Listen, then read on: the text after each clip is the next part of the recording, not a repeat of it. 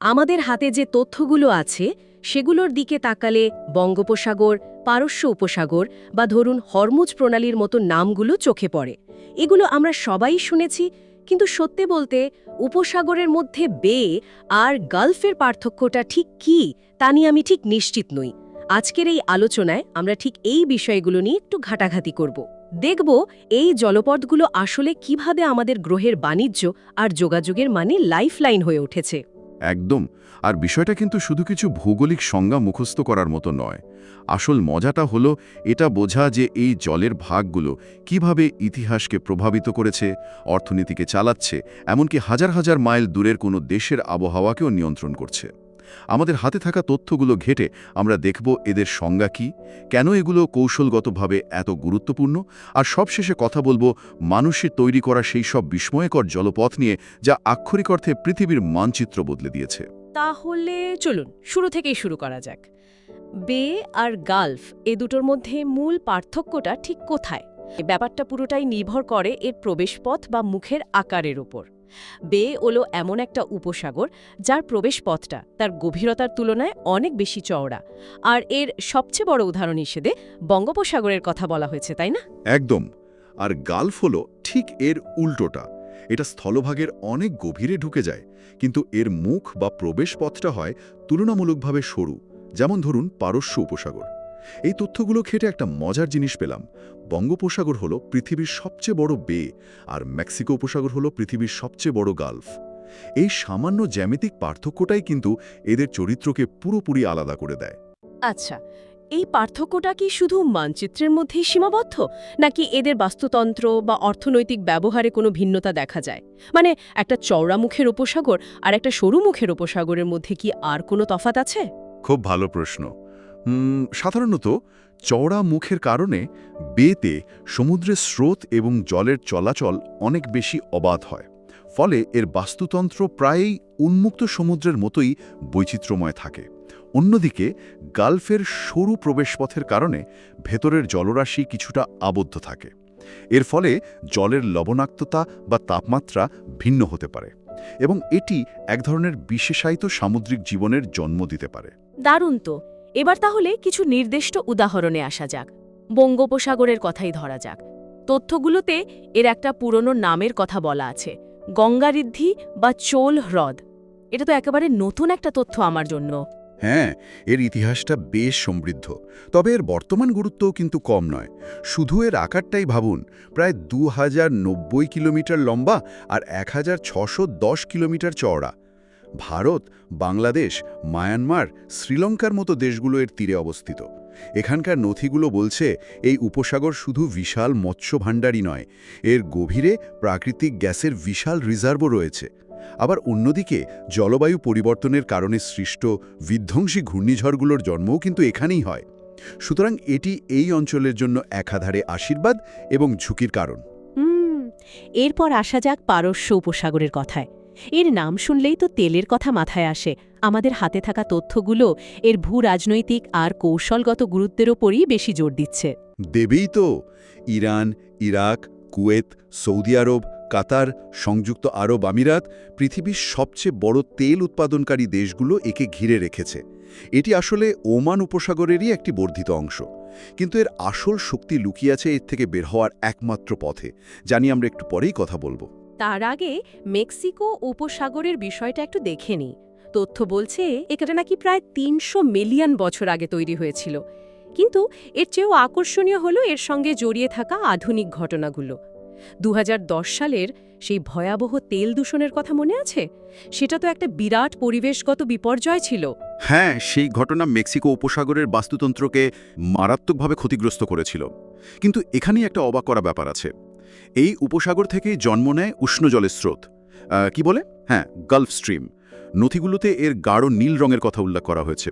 মজার ব্যাপার হলো, মেক্সিকো উপসাগরের এই উষ্ণ স্রোত আটলান্টিক পাড়ি দিয়ে একেবারে উত্তর ইউরোপ পর্যন্ত পৌঁছে যায়। এর কারণে ইংল্যান্ড বা নরওয়ের মতো দেশগুলো একই অক্ষাংশে থাকা কানাডার মতো বরফ শীতল হয় না। তাই নাকি? তার মানে মেক্সিকোর উপসাগরের জল নির্ধারণ করে দিচ্ছে লন্ডনের আবহাওয়া কেমন হবে। একদম অবিশ্বাস্য।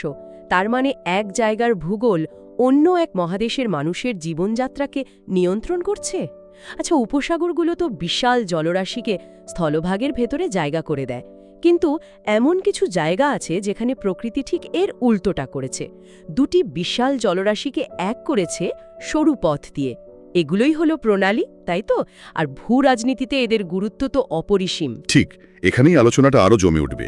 প্রণালী হল দুটি বড় জলের সংযোগকারী এবং দুটি স্থলভাগকে পৃথককারী একটি সংকীর্ণ জলপথ। এগুলোকে বলতে পারেন প্রকৃতির দেওয়া শর্টকাট।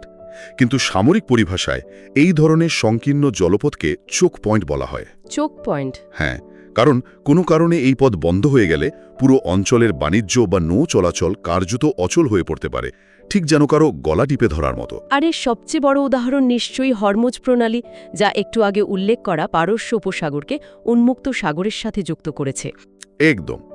এই প্রণালীটি ইরান এবং সংযুক্ত আরব আমিরাতকে আলাদা করেছে। আচ্ছা, অনুমান করুন তো, বিশ্বের মোট তেলের কত শতাংশই সরু পথটা দিয়ে যায়?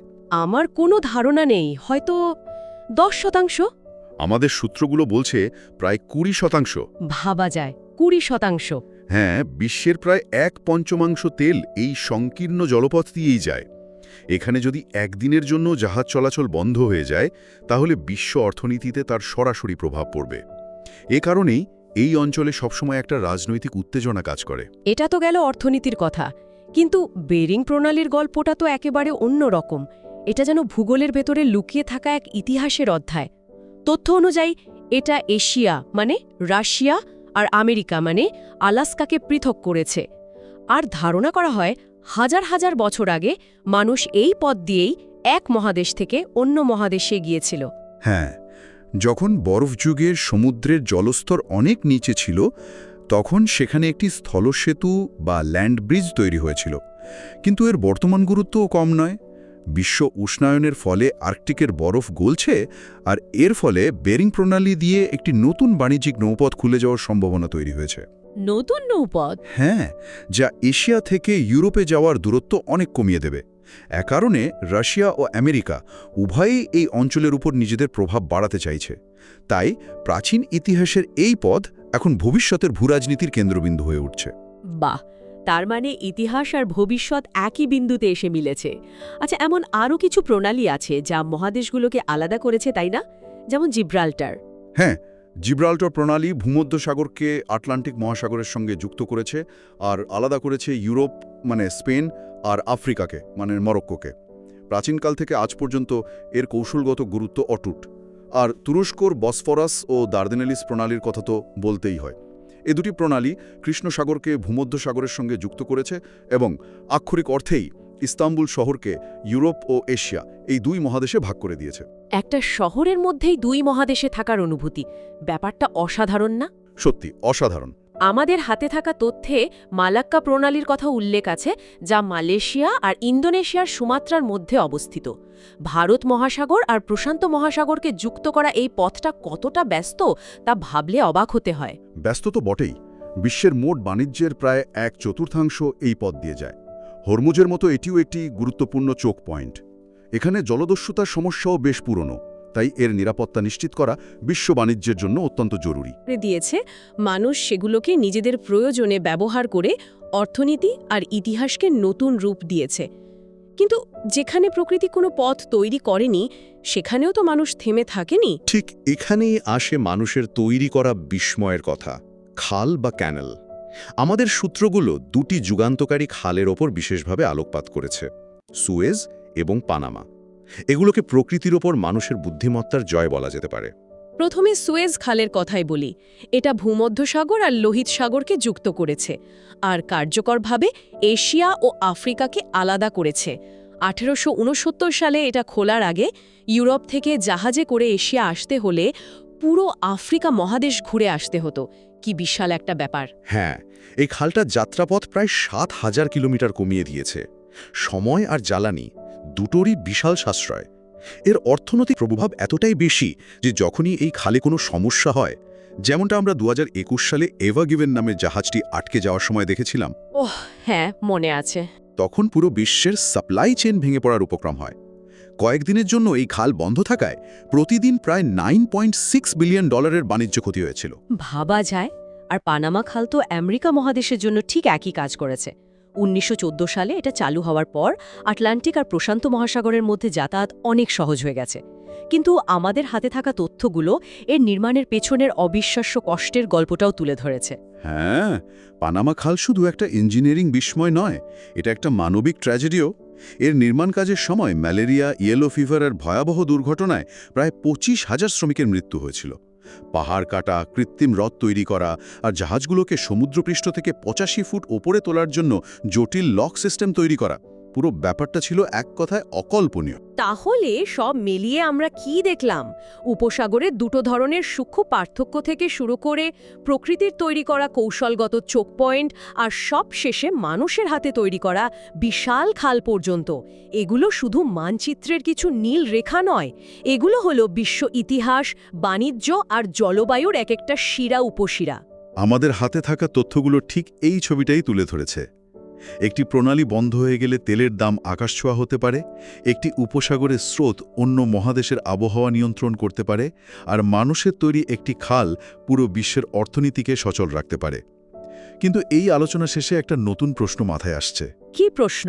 আমরা দেখলাম এই জলপথগুলো পরিবহনের জন্য কতটা অপরিহার্য, কিন্তু জলবায়ু পরিবর্তন আর প্রযুক্তির উন্নতির সাথে আগামী 50 বছরে এদের গুরুত্ব কিভাবে বদলে যেতে পারে।